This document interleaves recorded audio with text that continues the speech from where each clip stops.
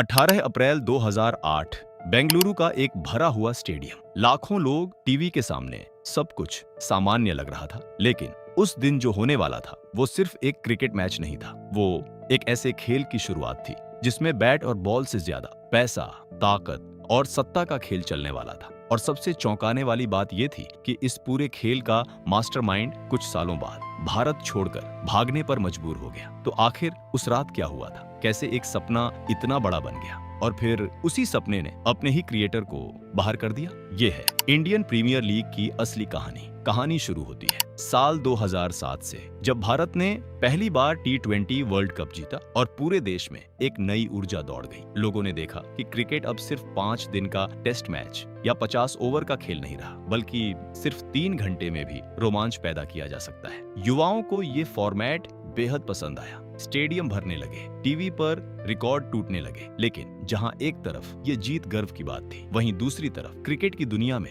एक नया खतरा जन्म ले चुका था। उसी समय एक प्राइवेट क्रिकेट लीग शुरू होती है। नाम था इंडियन क्रिकेट लीग। ये लीग आधिकारिक नहीं थी, लेकिन इसमें बड़े बड़े खिलाड़ियों को पैसे देकर शामिल किया जा रहा था। और सबसे बड़ी बात, ये लीग भारतीय क्रिकेट के सबसे बड़े संगठन BCCI के कंट्रोल से बाहर थी। इसका मतलब साफ था, अगर ये लीग सफल हो जाती तो भारत में क्रिकेट का पूरा कंट्रोल BCCI के हाथ से निकल सकता था। और यही वो मोमेंट था जहां से शुरू हुआ एक ऐसा खेल जो आज तक चलता आ रहा है। इस खतरे को समझते हुए एक व्यक्ति ने आगे कदम बढ़ाया। नाम था ललित मोदी। एक बिजनेसमैन, एक स्ट्रैटेजिस्ट और एक ऐसा इंसान जिसने क्रिकेट को सिर्फ खेल नहीं बल्कि एक इंडस्ट्री की तरह देखा। उसने सोचा, अगर प्राइवेट लीग भारत में सफल हो सकती है तो क्यों ना इसे ऑफिशियल तरीके से और भी बड़े लेवल पर लॉन्च किया जाए। उसने एक प्लान तैयार किया, एक ऐसी लीग का जहां टीम शहरों के नाम पर होंगी, खिलाड़ियों की ऑक्शन होगी और दुनिया के बेस्ट प्लेयर्स एक ही मंच पर खेलेंगे। शुरुआत में कई लोगों को ये आइडिया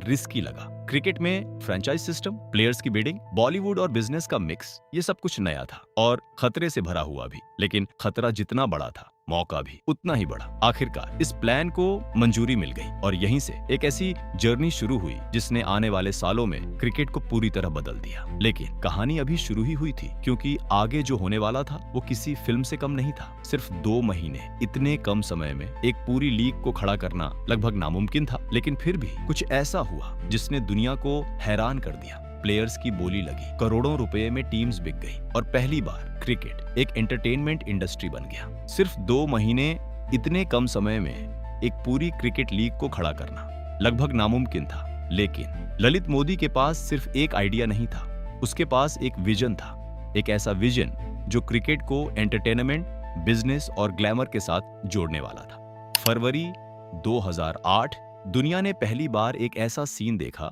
जो क्रिकेट में पहले कभी नहीं हुआ था। प्लेयर्स जिन्हें लोग सिर्फ मैदान पर खेलते हुए देखते थे, अब उनकी बोली लग रही थी। लाइव ऑक्शन, जहां हर खिलाड़ी की कीमत तय हो रही थी। और यहीं से क्रिकेट का असली खेल बदल गया। महेंद्र सिंह धोनी उस समय के सबसे महंगे खिलाड़ी बने। लोग हैरान थे कि एक खिलाड़ी पर इतनी बड़ी रकम खर्च की जा सकती है। लेकिन ये तो बस शुरुआत थी। अब बारी थी टीम्स की। इंडिया के अलग अलग शहरों के नाम पर फ्रेंचाइजेस बनाई गई। मुंबई, चेन्नई, कोलकाता, दिल्ली, हर शहर अब सिर्फ एक जगह नहीं था, बल्कि एक ब्रांड बन चुका था। और सबसे दिलचस्प बात यह थी, इन टीम्स को खरीदा इंडिया के सबसे बड़े बिजनेसमैन और बॉलीवुड स्टार्स ने। एक तरफ बिजनेस टाइकून्स और दूसरी तरफ फिल्म स्टार्स। क्रिकेट अब सिर्फ खेल नहीं रहा, बल्कि एक ग्रैंड एंटरटेनमेंट शो बन चुका था। और फिर 18 अप्रैल 2008, वो दिन जिसने क्रिकेट का फ्यूचर बदल दिया। पहला मैच खेला गया और उसी मैच में एक ऐसा मोमेंट आया जिसने IPL को रातों रात फेमस बना दिया।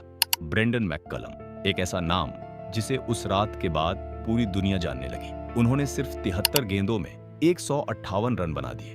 हर बॉल, हर शॉट इतिहास बन रहा था। और उसी रात IPL ने यह साबित कर दिया कि ये सिर्फ एक एक्सपेरिमेंट नहीं है, बल्कि क्रिकेट का फ्यूचर है।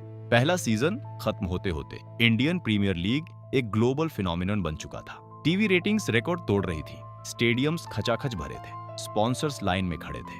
हर कोई इस गेम का हिस्सा बनना चाहता था। क्रिकेट अब सिर्फ एक स्पोर्ट नहीं रहा, ये एक $multi-billion इंडस्ट्री बन चुका था। लेकिन जितनी तेजी से IPL ऊपर जा रहा था, उतनी ही तेजी से पावर भी कंसंट्रेट हो रही थी। ललित मोदी अब सिर्फ एक ऑर्गेनाइजर नहीं थे, वो बन चुके थे इस पूरे एम्पायर के सबसे पावरफुल आदमी। हर डिसीजन, हर डील, हर कॉन्ट्रैक्ट, सब कुछ उनके इन्फ्लुएंस में हो रहा था। और यहीं से कहानी एक नए मोड़ पर आने वाली थी। बाहर से सब कुछ परफेक्ट दिख रहा था, लेकिन अंदर कुछ चीजें धीरे धीरे बदल रही थी। मनी, पावर और कंट्रोल, इन तीनों के बीच एक साइलेंट स्ट्रगल शुरू हो चुका था। कई सवाल उठने लगे। क्या सब कुछ ट्रांसपेरेंट है? क्या डील्स सही तरीके से हो रही हैं? क्या रूल्स फॉलो किए जा रहे हैं? आईपीएल एक ऐसा नाम जो अब सिर्फ क्रिकेट नहीं रहा था, ये बन चुका था पैसे, पावर और इन्फ्लुएंस का सबसे बड़ा खेल। लेकिन हर एम्पायर की एक कहानी होती है, जहां वो अपने पीक पर होता है और फिर वहीं से उसका पतन शुरू होता है। साल 2010 सब कुछ नॉर्मल लग रहा था। मैचेस हो रहे थे, फैंस खुश थे, लेकिन अचानक एक खबर सामने आई जिसने पूरे देश को हिलाकर रख दिया। आईपीएल की एक नई टीम, कोची फ्रेंचाइजी, उसकी ओनरशिप को लेकर सवाल उठने लगे। कहा गया कि इस डील में कुछ हिडन लिंक्स हैं, कुछ ऐसे नाम जो ऑफिशियली सामने नहीं थे। और यहीं से शुरू हुआ आईपीएल का सबसे बड़ा कंट्रोवर्सी। जैसे जैसे इन्वेस्टिगेशन आगे बढ़ी, वैसे वैसे ललित मोदी का नाम सामने आने लगा। उन पर आरोप लगे कि उन्होंने रूल्स का मिसयूज किया, कुछ डील्स में ट्रांसपेरेंसी नहीं थी और पावर का गलत इस्तेमाल हुआ।